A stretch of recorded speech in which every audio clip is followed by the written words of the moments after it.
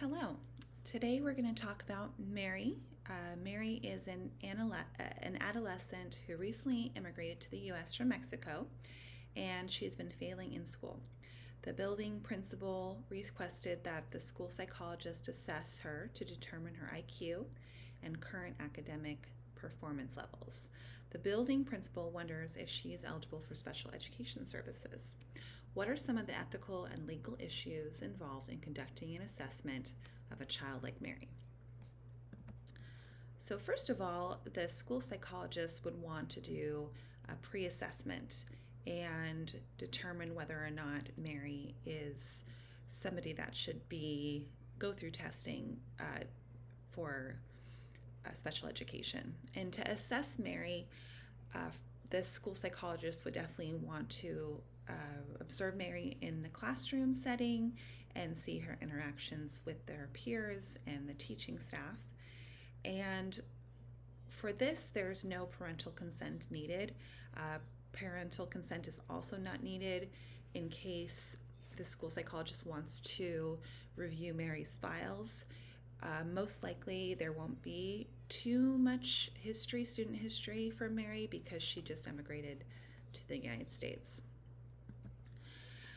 So it's also important to note for the school psychologist that she or he should take into account that Mary is going through acculturation. So it's important to be culturally competent and look at Mary's cultural experiences and how that might be affecting her behavior.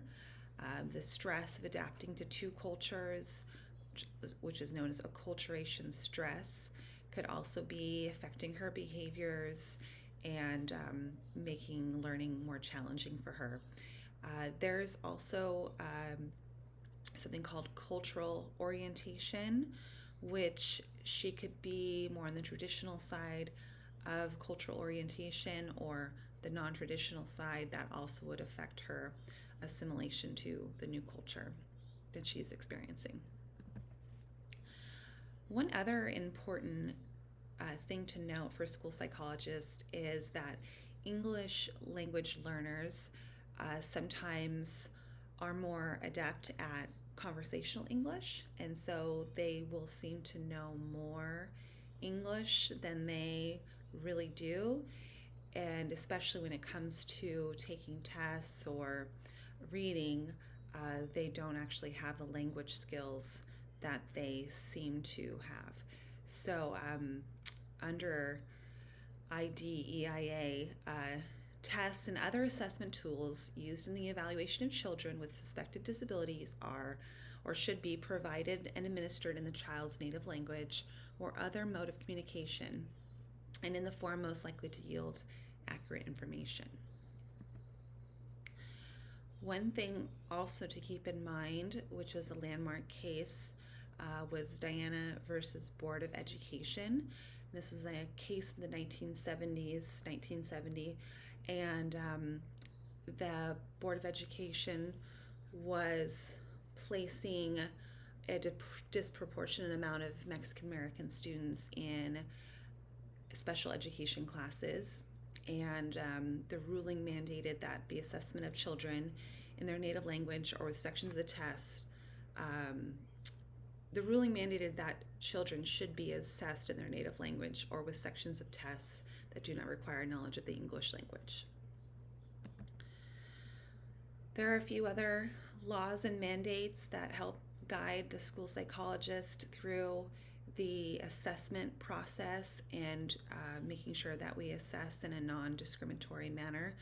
And there's just a few mandates here. The Individuals with Disabilities Improvement Act states that all students should be assessed in their native language in a non-discriminatory manner, and culturally appropriate assessments should be chosen and given.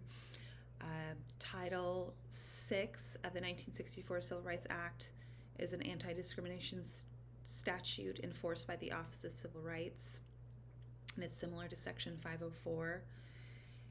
The Office of Civil Rights is also in charge of enforcing the Equal Educational Opportunities Act, which prohibits discrimination in the administration of educational instruction to any student based on race, color, sex, or national origin. So as we go towards taking all of this into account and going into our non-discriminatory assessment, we also must keep in mind that there's a disproportionate amount of children from diverse cultural backgrounds that seem to be referred special education programs.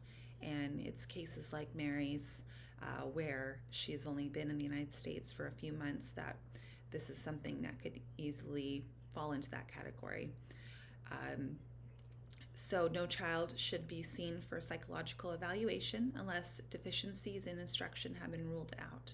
So that is one of the reasons that the school psychologist should visit a classroom and see what type of interventions the teacher has been using, or if he or she needs to work with the teacher on interventions.